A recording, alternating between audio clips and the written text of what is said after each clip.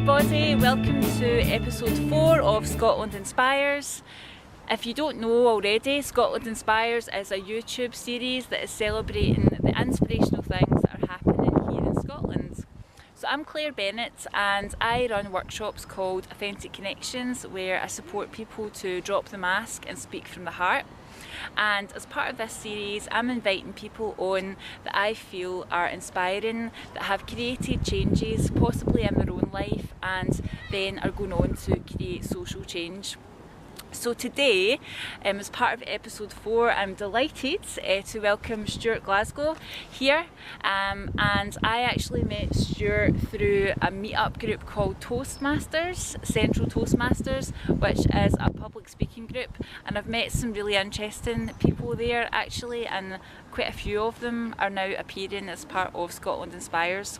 So the reason I invited Stuart on, and the reason I think Stuart is an inspirational person, is because Stuart gave a really powerful and heartwarming speech on his journey. So I'm going to let him talk to you about that, and hopefully you'll find it as interesting and as inspiring as I have done. So Stuart, welcome to Scotland Inspires. And I just wanted to ask you about your journey. Maybe you can tell us. It sounds like you've had quite an interesting journey, and I'm sure people would be really keen to hear about that. Yeah, so I've had Crohn's disease since I was 10 years old. And for about 15 years I went down the route of the traditional Western medicine route of kind of listening to what your doctor says and taking medicines to try and get into remission kind of thing. And I found that I was gradually getting worse and worse health instead of improving health. So about 3 years ago I decided that I'll look into other ways that I can improve my illness, and went from there. So what sort of things did you discover along the way? Well, to begin with, the importance of healthy eating, eating organic foods, organic vegetables.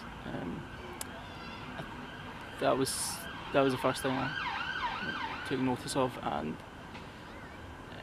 once I started learning about that, it was like really shone a light on how horrible my diet was, and the kind of processed foods that I ate. So what did your diet used to be like? I remember a period when I was at university where I was having fast food for lunch every day pretty much, and eating a lot of kind of microwavable meals, and not eating kind of regularly, not eating at the right times, not consistently throughout the day, drinking loads of fizzy juice, that kind of thing. Just the general, what a lot of people. What most people. I was just going to say, I've got a confession, because I actually showed up to meet Stuart with a bottle of Iron Brew in my bag. But that's just a wee one-off. I don't do that all the time, honest. So your diet used to be a lot of processed foods, and it sounds like it wasn't just what you were eating, but it was how often you were eating around. There was some sort of patterns around that as well. Yeah, I probably didn't really eat breakfast.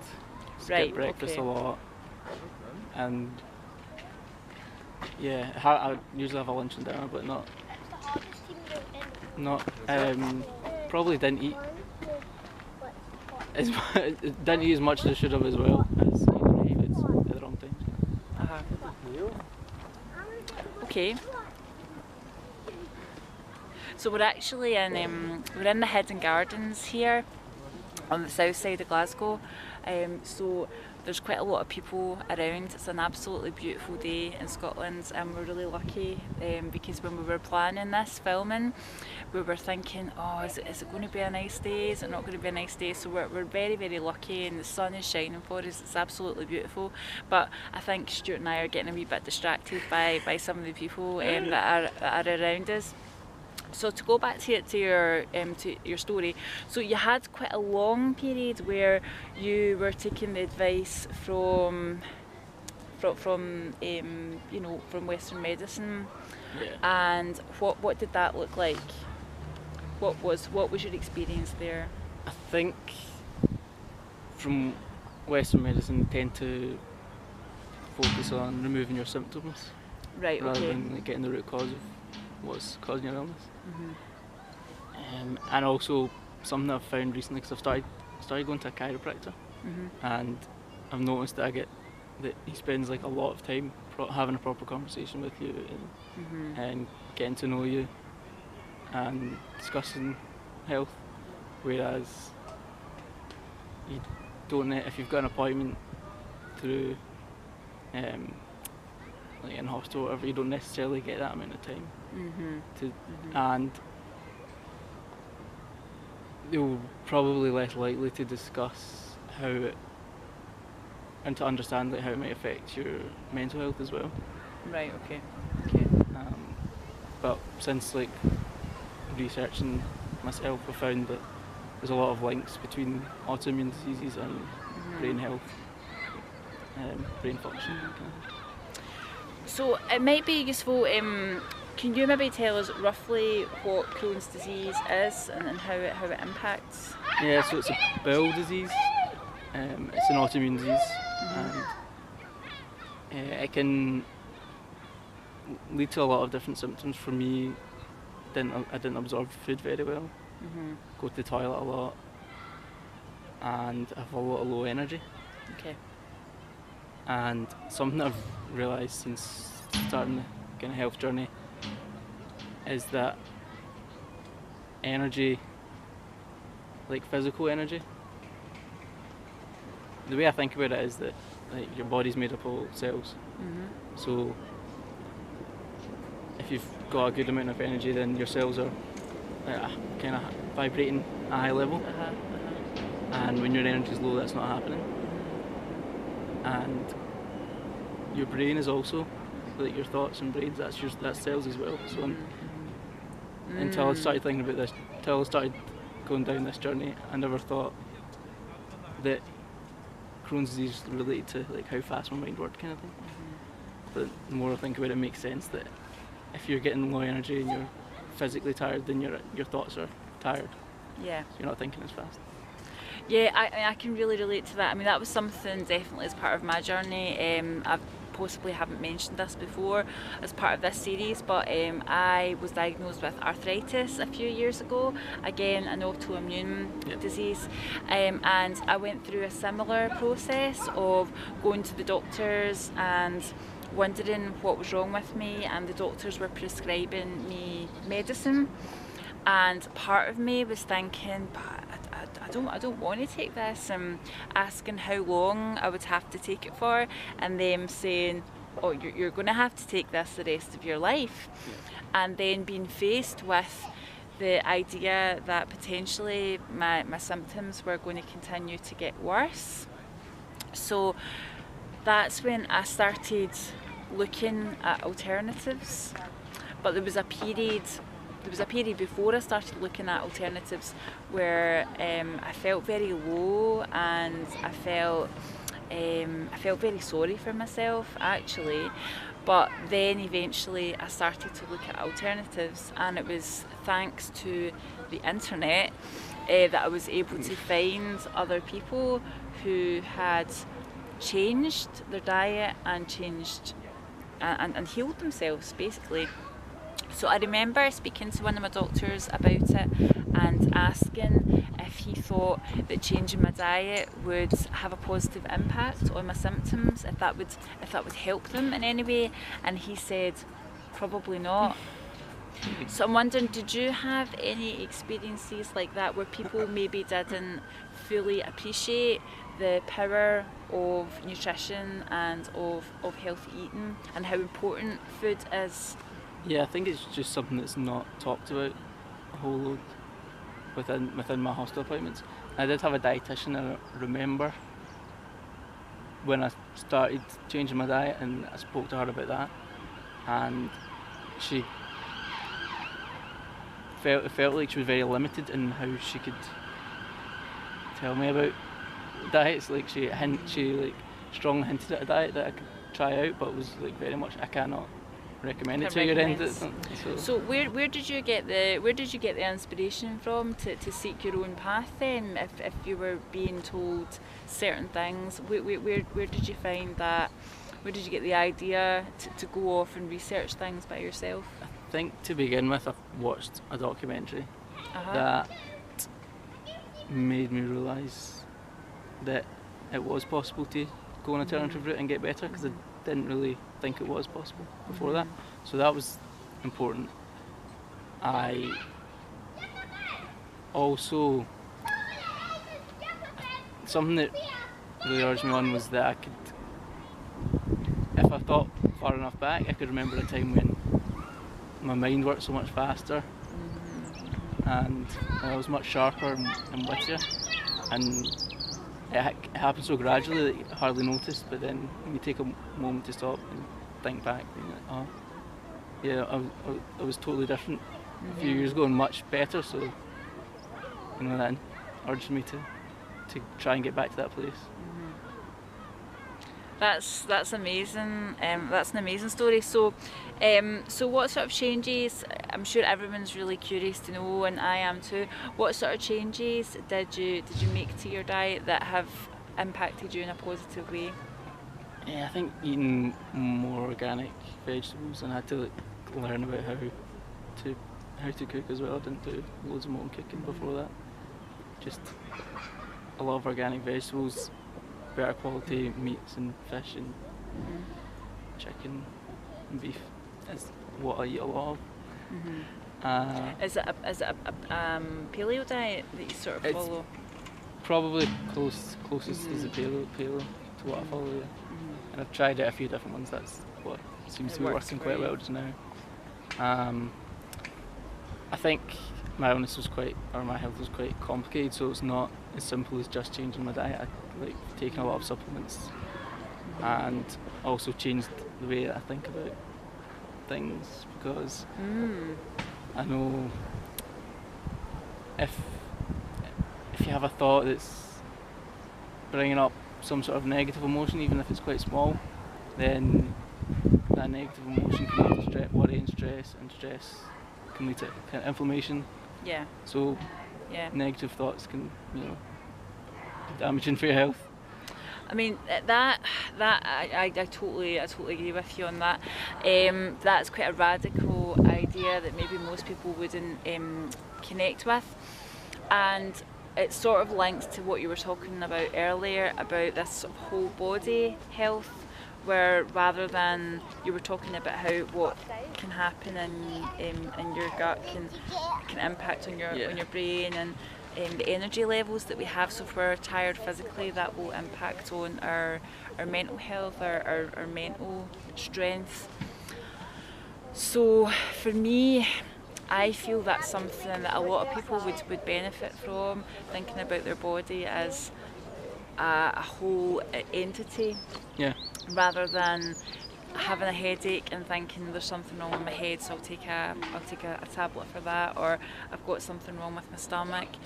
Not seeing these things as being separate entities, but seeing everything working together. Yeah. Sounds like you take a more holistic approach to your health. Yep. And something came up there that I was wanting to say. Yeah, I think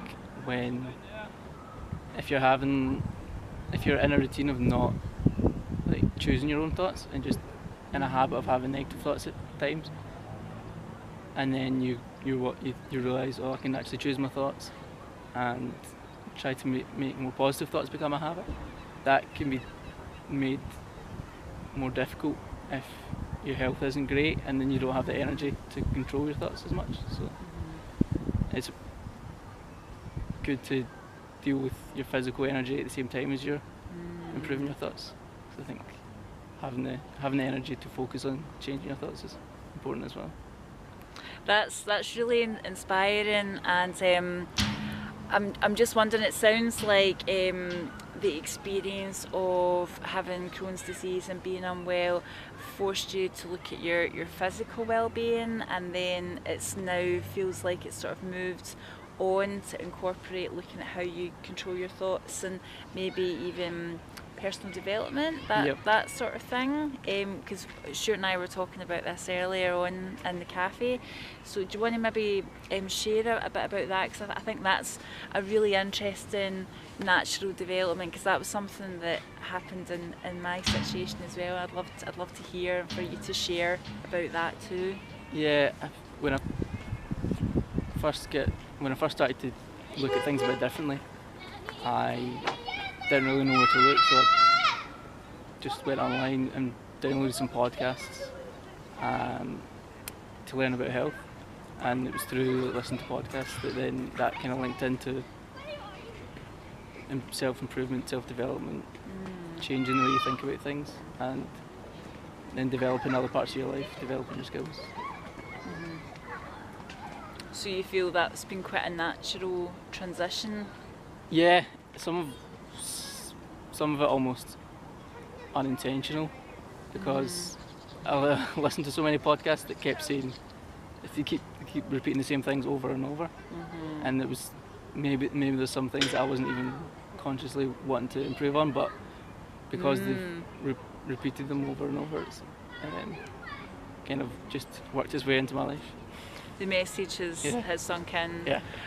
So Stuart, as well as making changes to your diet, I'm just wondering if there was any other changes that you've made to your lifestyle that have supported your health. Yeah, one of the first changes I made when I was starting like this alternative route was to stop drinking alcohol. Ah, right. Which was partly, I think drinking alcohol wasn't any good for my health anyway, so I think just removing alcohol made me feel a bit better, and I've kind of realised I don't need to drink alcohol. It's partly drinking it, to like, have a good time. I don't really need to. I can still go out and be with my friends without drinking and enjoy myself. So.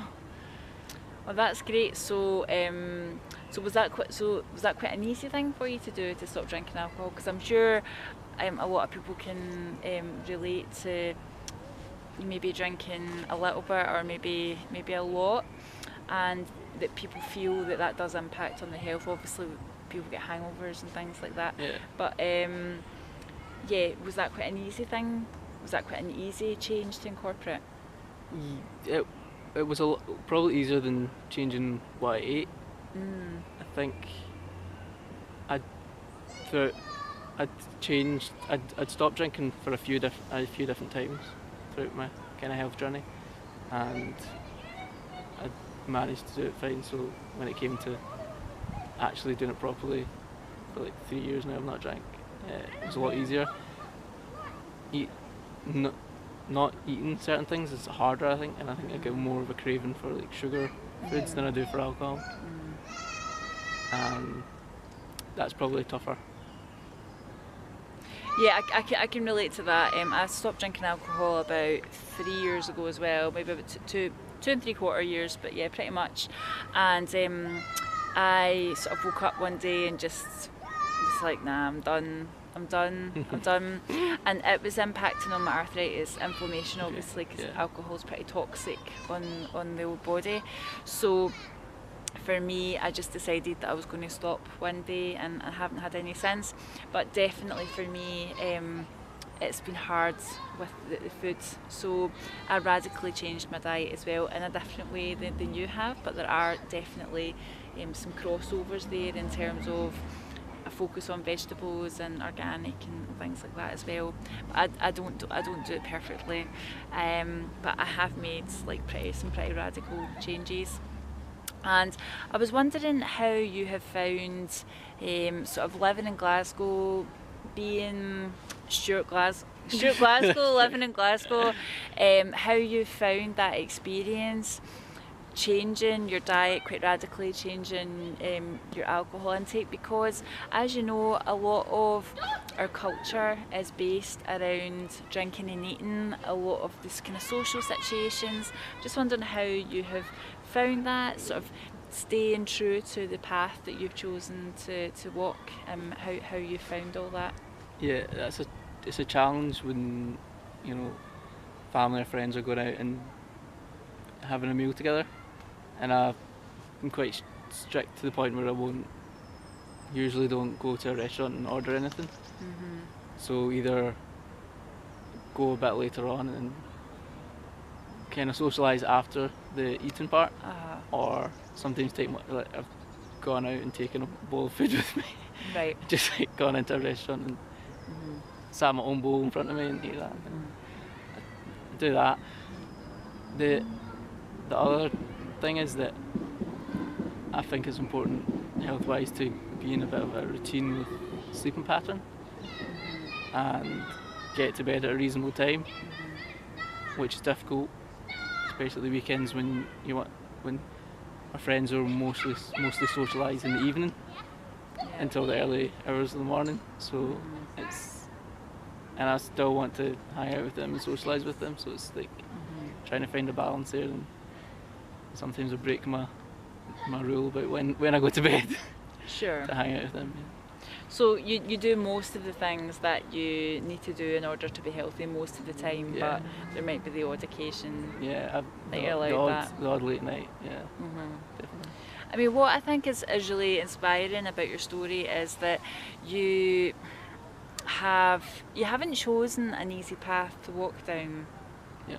Like, you know in your heart it's the right path that you're walking down, but it's not always easy to go against the grain, to go against what everybody else does, because I think probably most of us know that getting to bed early is a good thing for us to do, that eating fresher foods, healthier foods is good for us, that drinking alcohol is not great for us. I think most of us know these things, but often we still make those choices.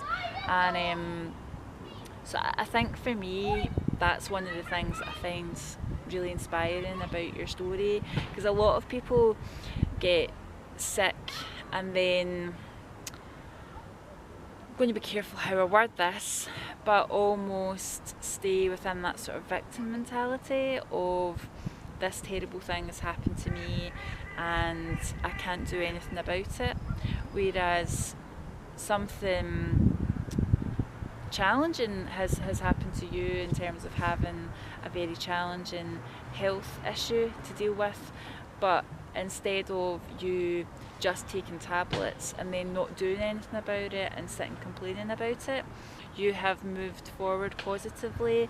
You've challenged yourself in what you eat, how you think. Do you see what I'm meaning? About how different that path is, and rather you seeing as that as something to feel sorry for yourself about, you're going off and you are moving forward positively in your own life, because I believe you're also looking at certification and training in nutrition so that you can then support other people in a similar situation. Yeah, I mean, I think it's important to realise that it's not up to someone else to sort out our health. It's not up to like doctors or nurses or anything like that. We need to take responsibility. And part of me doing like the nutrition coaching training is to help other people discover that and help them give them advice on how they can improve and how they can take responsibility for their own health. Also, I think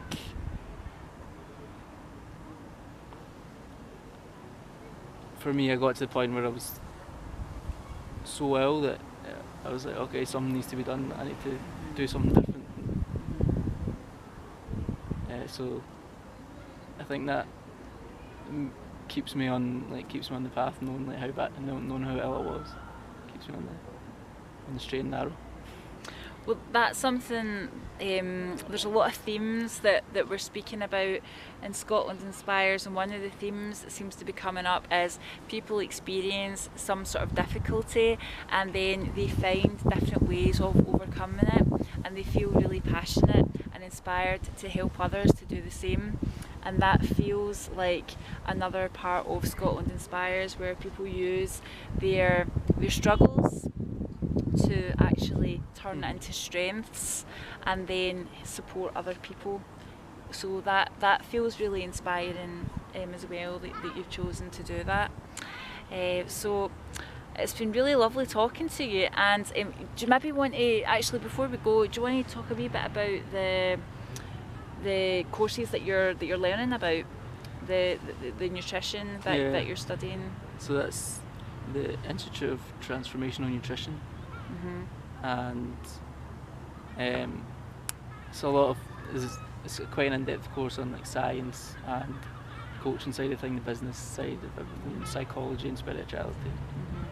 So it's quite interesting course, and a good amount of information there for me to dive into. Wonderful. I'm so delighted for you. I'm so delighted to hear that you have found something that works for you, and now you're in a position where you're feeling good, you're feeling healthy, and now you're wanting to help others. That is incredibly inspiring, Stuart. Thank you. Thank you. So yeah, thanks for coming along and sharing that. I'm sure lots of us can resonate. And if anybody had any questions that they were maybe wanting to ask you, is there somewhere they can contact you? Or maybe could they leave a question in the comments section below and maybe get in touch with you that way? You can leave a question, or my email address is stuart@stuartglasgow.com. Stuart@stuartglasgow.com. Yeah. Right, perfect. Thank you so much. That's wonderful. Thanks for being one of the guests on Scotland Inspires. And thank you all for watching. I hope you've enjoyed that and taken some inspiration from Stuart's story as much as I have. I look forward to seeing you all soon. Bye.